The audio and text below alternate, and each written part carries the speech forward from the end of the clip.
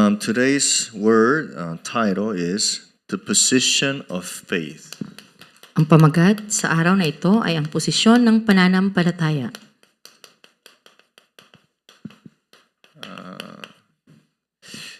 This title brings us to question, where are you standing? At ang pamagat na ito ay nagdadala sa atin upang maitanong natin, saan ako nakatayo ngayon? Jesus himself said, those who build their foundation upon sand will perish. Sinabi mismo ni Jesus na ang mga nagtayo ng kanilang pundasyon sa buhanginan ay mawawasak. But those who build their foundation upon the rock will be blessed.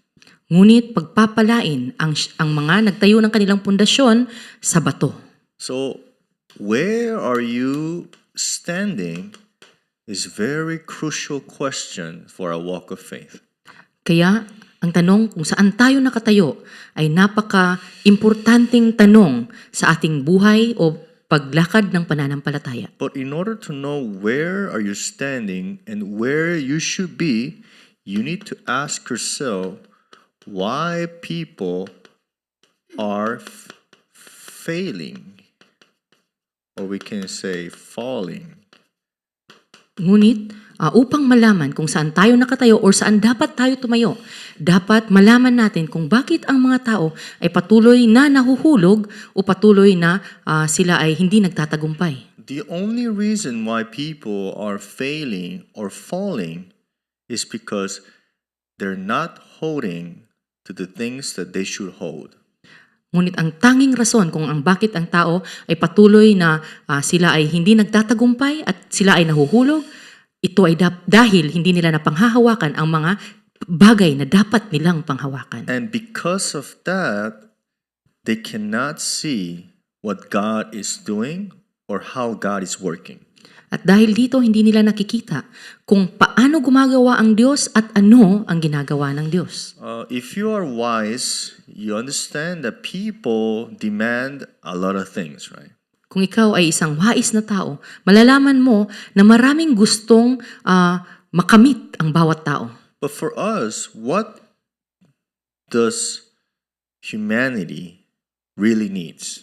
Ngunit para sa atin, dapat nating malaman ano ba ang tunay na pangangailangan ng sangkatauhan. What humanity only needs is the gospel of Christ. Ang tanging pangangailangan ng sangkatauhan ay ang gospel ni Kristo. So it means that we should know who is Christ, right? Kaya nangangahulugan ito na dapat alam natin kung sino si Kristo. And why it became our good news. At kung bakit si Kristo ay naging magandang balita para sa atin. This is what we say, I'm personalizing this gospel in my life. Ito ang tinatawag natin na dapat kong angkinin ang gospel na ito sa aking buhay. So our past is very important, right? Kaya napakahalaga ng ating nakaraan. Our present Ang ating ngayon and our future is very important for this. at ang ating hinaharap ay napakahalaga para sa sinasabing ang personalisasyon ng gospel. Tomorrow is the future, right? Bukas ay ang hinaharap na. After 1 second, the last second is the past already. At pagkatapos ng isang minuto, ang nakaraang segundo, ang nakaraang segundo ay nakaraan na. So the past and the future is not too far away from us. Kaya masasabi natin na ang nakaraan at ang hinaharap ay hindi malayo sa atin. So if we look at it these 3 times, the present is very important. Kaya kung titingnan natin ang tatlong oras na ito, ang ngayon ay napakahalaga. But the problem is that many people take their past and redirect it to their present. Ngunit ang problema, maraming tao ang dinadala pa ang kanilang nakaraan sa kanilang ngayon. It could be their scars, right? Ang kanilang mga sugat sa nakaraan, It could be their past problems. mga problema ng nakaraan. they take this past and they redirect it. They see themselves now. Dinadala nila lahat ito at ito ang nakikita nila sa kanilang buhay ngayon. But not just that, is people are so anxious about their future which affects their present. At hindi lang iyon, sila ay tunay na sila ay hindi nila makita ng tama ang kanilang hinaharap at ito din ang nag-aapekto sa kanilang ngayon. So, what should we restore at this moment? Kaya ano ang dapat nating mairestora ngayon? Our present spiritual state. Ang aking espiritual na kalagayan ngayon. You need Christ now, not tomorrow. Kailangan mo si Kristo ngayon, hindi sa hinaharap. You need word today, now, not tomorrow. Kailangan mo ang salita ngayon, hindi sa hinaharap. It's not your past walk of faith, it's now your walk of faith. Hindi ang pinag-uusapan dito ang iyong lakad ng pananampalataya sa nakaraan. Ang pinag-uusapan natin ay ang ngayon. With that, your past becomes a platform now. Ngunit sa pamamagitan nito, ang iyong nakaraan ay nagiging tungtungan na ngayon. And your future is going to leave behind God's masterpiece. At ang iyong hinaharap ay mag-iiwan ng masterpiece na galing sa Diyos. Always remembers these three things. Dapat nating laging tandaan ang tatlong bagay na ito. Today I read the forum of one worship of someone. Ngayon, meron akong nabasa na forum ng isang kasama natin. I realized, someone that acts in this way or A, B, C way, it doesn't just come out from nothing. It actually derives from something, right? Ang isang tao na sila ay ginagawa nila ito or ang itong bagay, hindi iyon nangyari na lamang, ngunit ito ay tunay na nanggagaling sa may pinanggalingan ito. So, our ministers ask, why this person is coming, right? What's the motive? What's the reason, right? At may isa tayong manggagawa na nagtatanong, bakit ang taong ito ay nagpunta dito? Ano ang rason niya? And we saw the forum today, right? At nakita ko ang kanyang forum ngayong araw. So many people are really suffering mentally. At nakita ko na napakaraming tao ang tunay na naghihirap ang kanilang mental na kalagayan. To the point that affects their physical body. At kung makikita natin, ito ay nakakaepekto sa kanilang pisikal na pangangatawan. Which affects at the end their brains too. At ito din nakakaapekto sa kanilang utak. But all starts from what? A spiritual background. At lahat ng ito ay nagmumula sa kanilang spiritual na background. So, I realize once again, people are meant to come to receive healing from the gospel. Kaya ngayon, napagtanto ko ulit na ang tao ay darating upang sila ay makatanggap ng kagalingan sa pamamagitan ng gospel lamang. In other words, you don't need to convince them to come anymore. Ibig sabihin, hindi mo na kailangan pa silang kumbinsihin na sila ay pumunta. If we shine the light on the watchtower, kung ating pag-iilawin ang ilaw sa watchtower, and as a watchman, we shine this gospel, at ako bilang watchman, ang ilaw na ito ay aking pag-iilawin. people are meant to come. Ang mga tao ay darating. Do you understand? Naiintindihan nyo ba? So, when they come, what we would do, right? Kaya kung sila ay dumating, ano ba ang dapat nating gawin? This. Ito. Nothing else. Walang iba. This. Ito lang ang dapat nating gawin. Like, you don't need to know what happened to them. Hindi mo na kailangan malaman kung ano ang nangyari sa kanila. Only your mission is to proclaim the gospel of Christ. Ang tanging misyon mo ay iproklama ang gospel ni Kristo. So today's reading is David and whose people? Keila's people.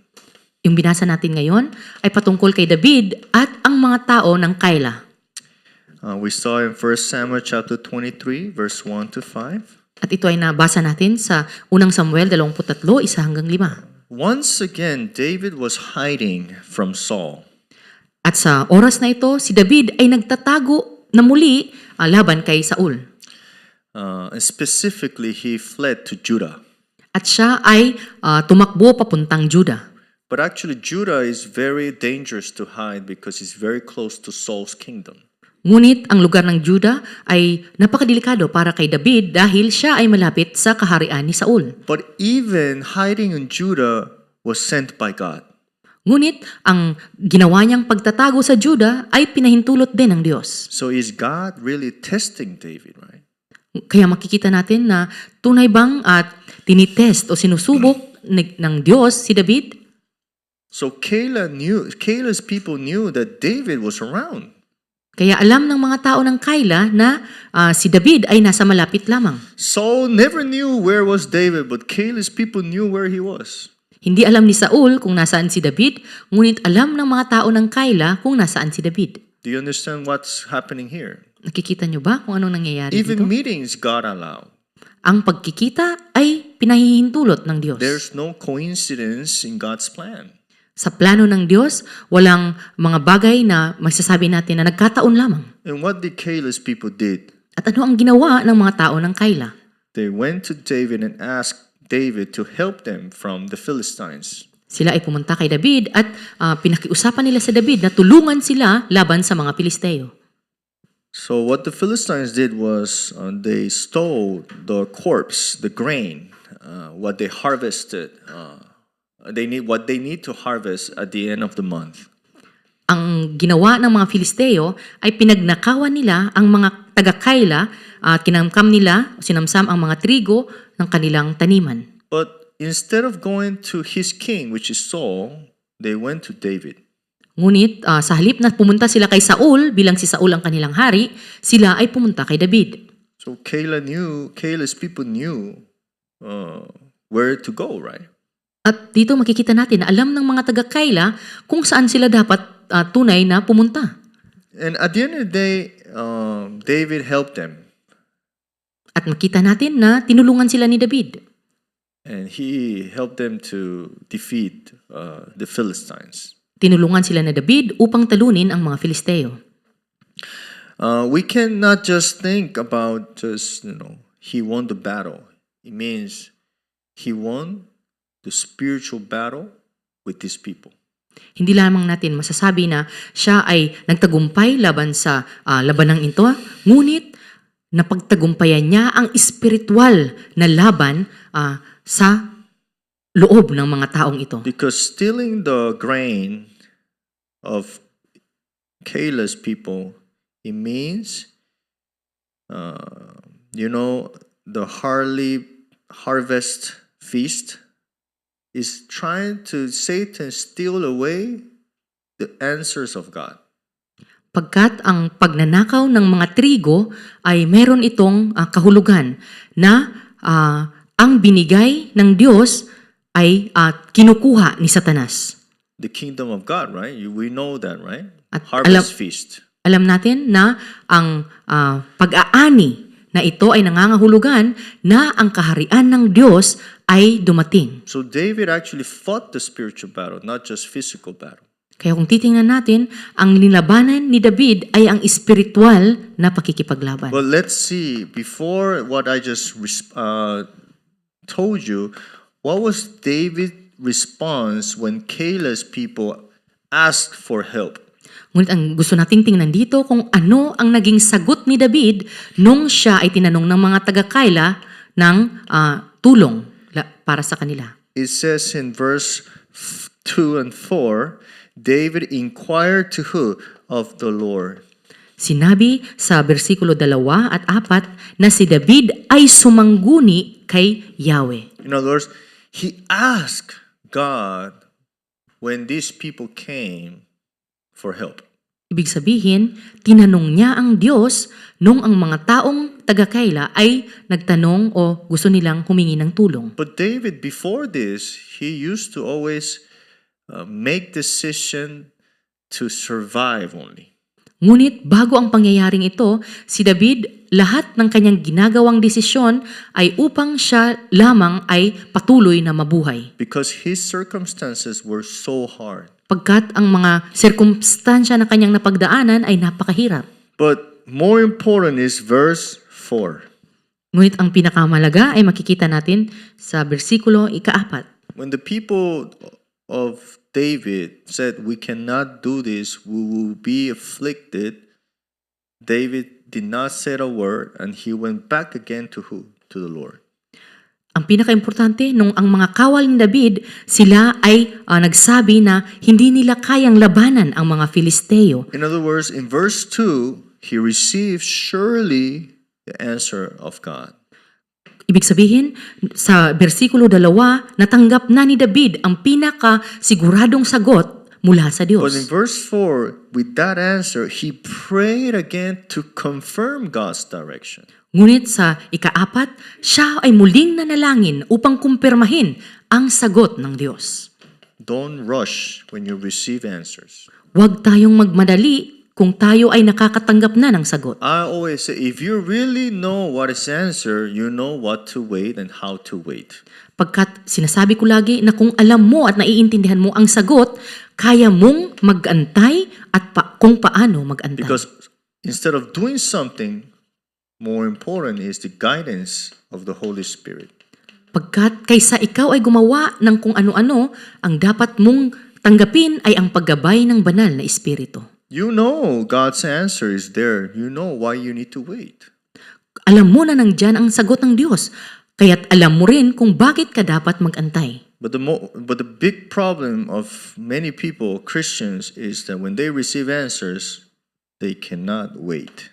Ngunit maraming problema ng Kristiyano ay kapag sila ay nakakatanggap ng sagot, hindi na nila naiisip ang mag-antay.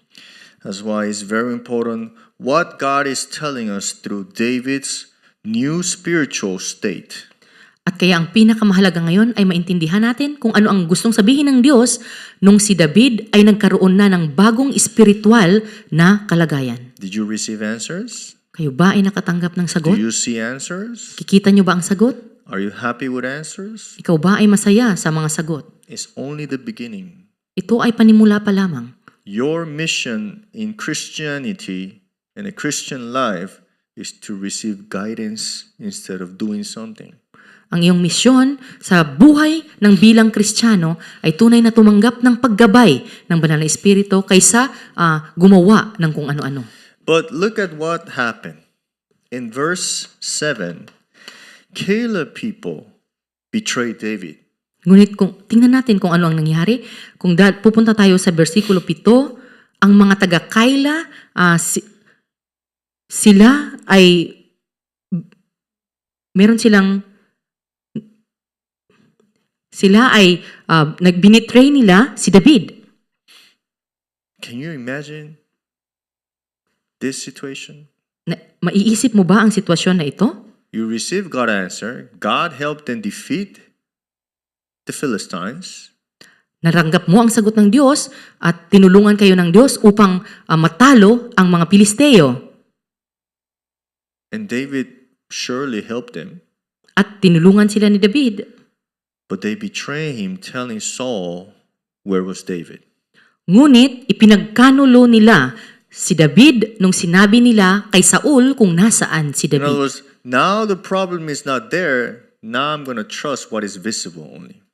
Ngayon, nakikita nila na wala dito ang problema, kaya ano ang dapat kong pagkatiwalaan ang nakikita ko lamang. That's why when someone has a lot of problems, God knows well why he's leaving that problem. Kaya kung ang isang tao ay mayroong problema, alam na Diyos kung bakit ang taong iyan ay namumuhay sa ganyang problema. He knows that if that problem disappears, he will pick what is only visible.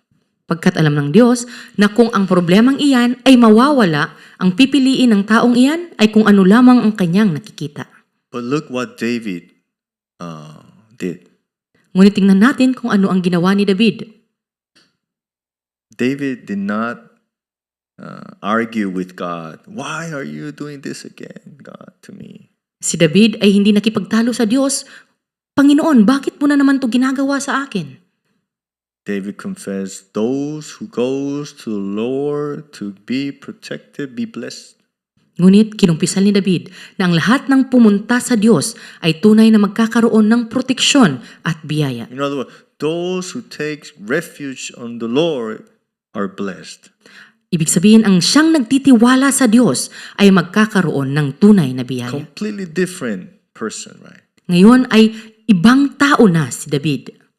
And that was formed where? In the wilderness. At yun ay nangyari nung siya ay nasa ilang. That's why, even though the careless people betrayed him, he was okay. Kaya kahit ipinagkanulo siya ng mga tao ng Kaila, siya pa rin ay ayos lamang. Because he saw God's kingdom already. Pagkat nakita niya na ang kaharian ng Diyos. That's why he confessed that, right? At kaya naikumpisal niya ang mga salitang iyon. Those who take refuge.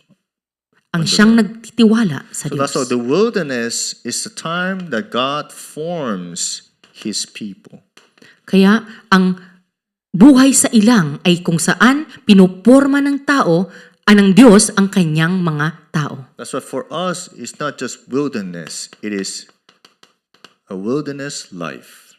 Kaya para sa atin ito ay hindi lamang parang ilang, ngunit ang buhay na nasa ilang. Because wilderness in Hebrew is midbar.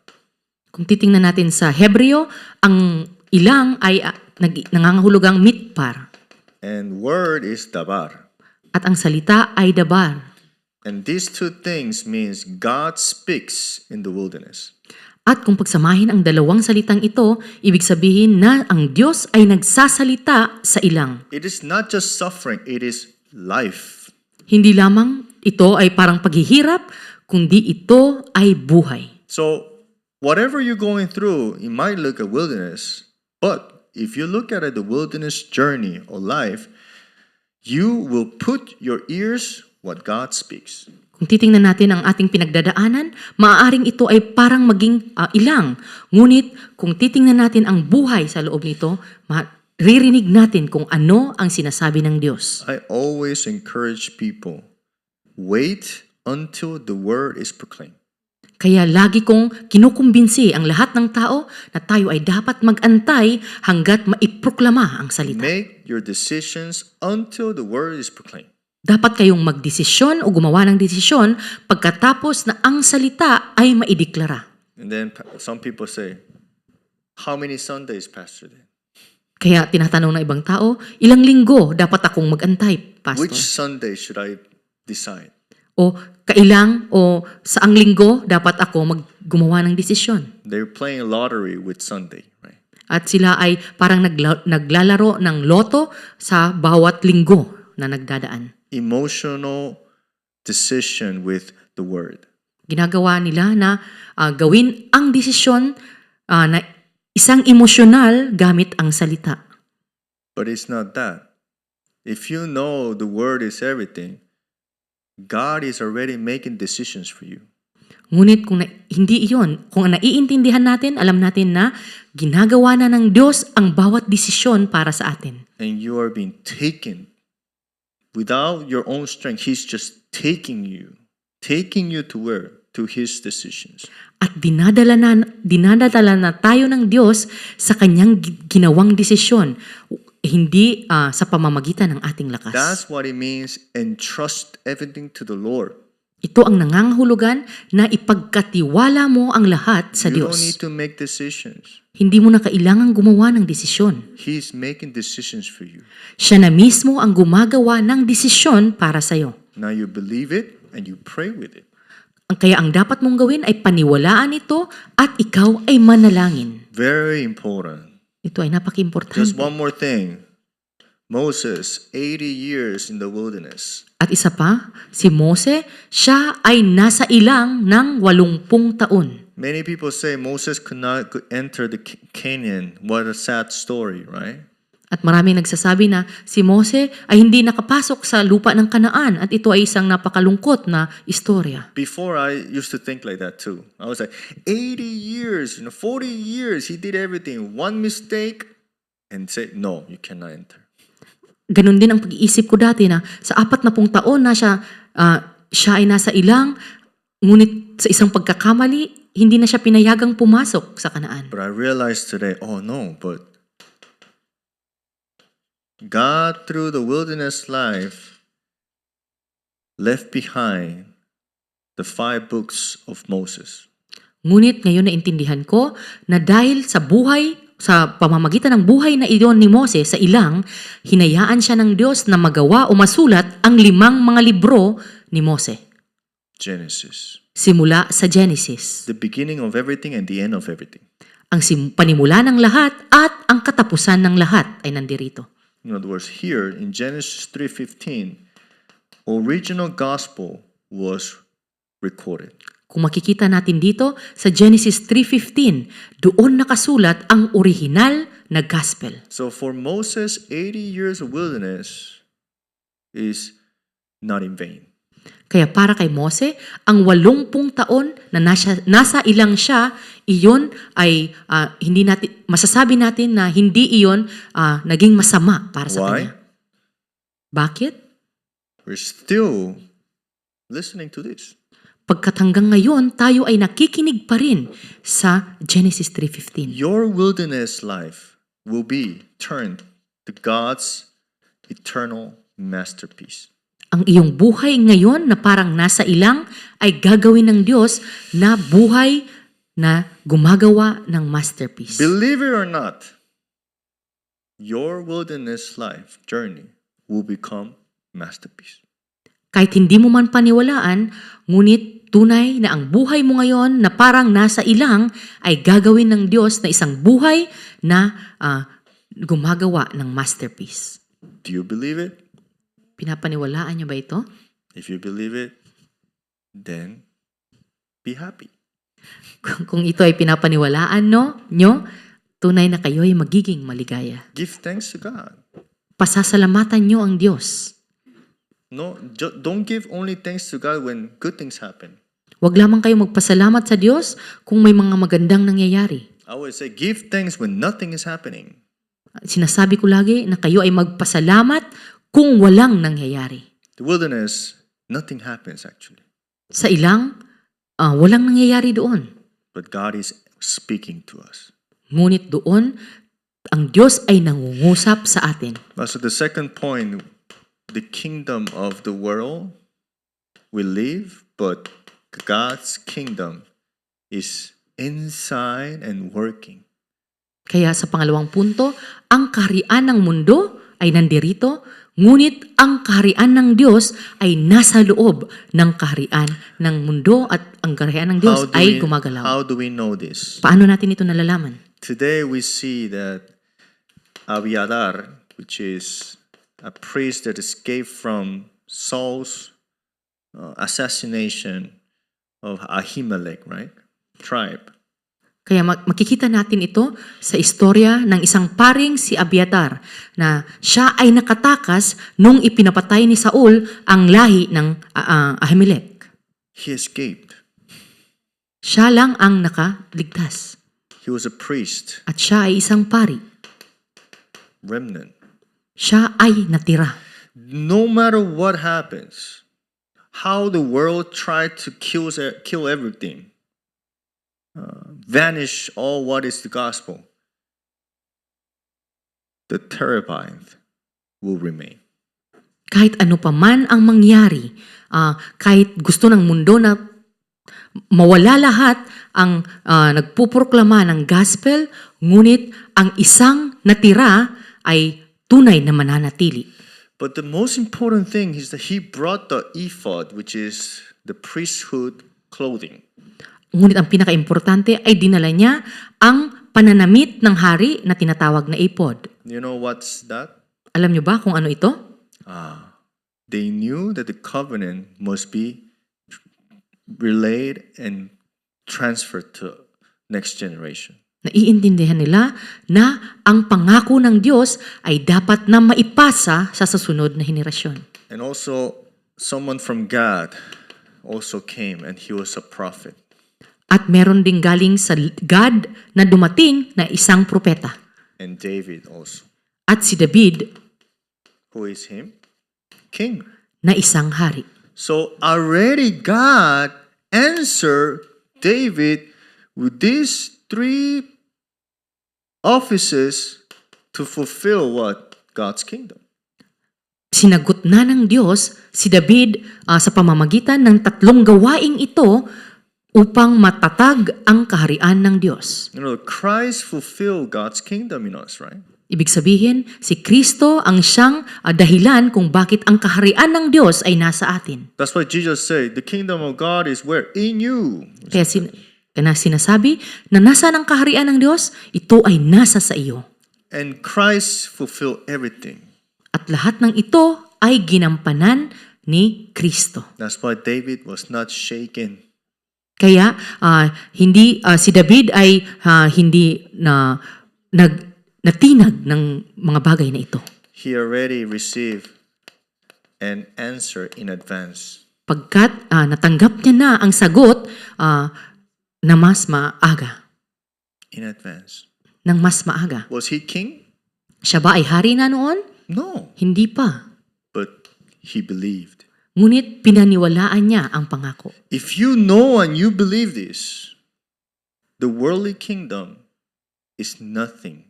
It will not influence you anymore. Kung alam mo ito at pinapaniwalaan mo ito, ang kaharian ng mundo ay wala nang halaga sa iyo. All our Filipino disciples and believers, Kaya para sa ating mga Pilipinong disipulo at mga mananampalataya, you live in the worldly kingdom, but you do not belong to the worldly kingdom. kayo ay namumuhay sa kaharian ng mundo, ngunit kayo ay hindi nabibilang sa kaharian ng mundo. Your citizenship is of heaven.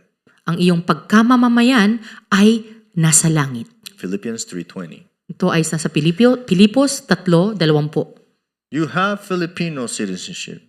Kayo ay mga mayroong Pilipinong pagkamamamayan. But don't end with only that citizenship. Ngunit hindi kayo dapat na magtapos na lamang sa pagiging Pilipino. Have first the citizenship of heaven. Ang dapat nyo munang matamo ay ang pagkamamamayan ng langit. That's why, if you keep looking at chapter 23, let's conclude. Sa Verse pagpapatuloy, 27 and 28. sa pagpapatuloy, kung titingnan natin ang nasa versikulo 27 at 28. You can see how Saul tried to kill David many times, but he says, God did not turn David's life to Saul's hand.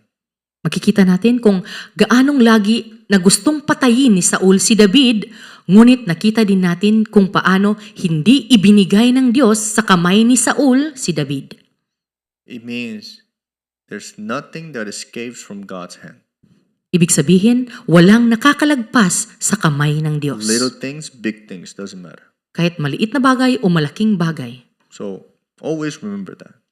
dapat natin itong tandaan. And with that assurance, I want you to really, if you can, memorize this verse, Proverbs 18:10. Kung pwede nating mamemorya ang nasa Kawikaan 18:10. It says, the name of the Lord is a strong tower. The righteous run to it and are saved. Sinasabi na ang pangalan ni Yahweh ay matibay na tanggulan, kanlungan ng matuwid mula sa kapahamakan. This is not giving you comfort only. Hindi ito nagbibigay lang ng pagiging komportable para sa iyo. This is not telling you, oh, you'll be fine. Hindi ito labang nagsasabi na ikaw ay magiging maayos. This is talking about your identity.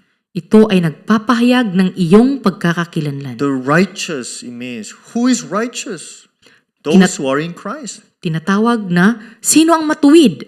Ang lahat na nasa kay Kristo. If you can memorize it. Kung kaya nyo itong may memorya, And every day, the devotionals we upload, right? at sa araw-araw, ang binibigay nating devotional, It's not just a program. is really trying to change the stream of your life. Hindi lamang ito parang programa, ngunit ito ay ang magbabago ng iyong buhay. Don't forget. Hindi mo dapat ito kalimutan. Don't do this religiously. Huwag mo itong gawin na parang relihiyosong gawain. You do this because it is your identity. Ngunit ginagawa mo ito pagkat ito ang iyong pagkakakilanlan. You're meant to listen and think and meditate the word. Pagkat ikaw ay dapat na lamang na makinig at iyong pagbulay-bulayan ang salita ng Diyos. That's why I bless your name, Jesus Christ, that the power of the throne be upon you and be the eternal background of your life. Kaya pinagpapala ko kayo sa pangalan ni Jesus na ang trono ay mapasa inyo at iyon ang inyong maging background. Let's pray. Tayo may nalangin. God, thank you very much for everything you have done until now.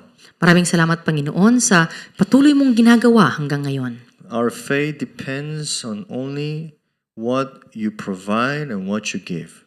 Ang aming pananampalataya ay nakadepende lamang sa ano ang iyong binibigay sa That's amin. why let us run as a righteous that you have given us in Christ to you only.